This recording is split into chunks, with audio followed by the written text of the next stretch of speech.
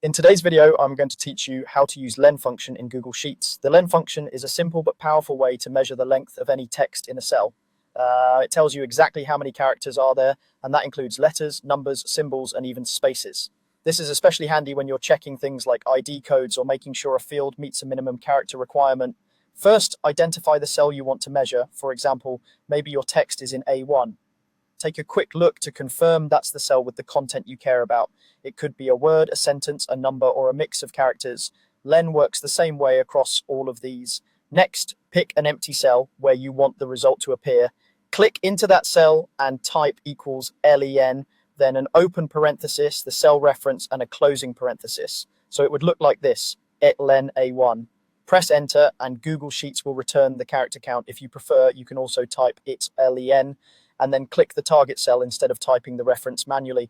Now let's interpret what you see. The number you get is the total count of characters in that cell. If your text is hello world with a space in the middle, LEN will return 11 because it counts the letters and the space.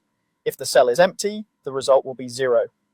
If the cell contains numbers, LEN counts the digits and any symbols like a minus sign or a decimal point. It's important to know that leading and trailing spaces, those little extras that sometimes sneak in when you copy and paste, are included in the count. That's why LEN is great for spotting unexpected spaces. You can use this for quick validation. Suppose you need an ID to be exactly 8 characters. The LEN result lets you confirm that instantly. If you see a 7 or a 9, you know something is off. This makes it useful for checking lists of codes, account numbers, or fields where a password or token needs to meet a specific length requirement. A couple of helpful notes. The LEN result updates automatically if you change the text in the original cell, so you're always seeing the current count. You can also reference any cell, not just A1, just replace A1 in the formula with the cell you need. And that's it. Identify the target cell, type it's LN with that cell reference, and read the character count to validate your data with confidence.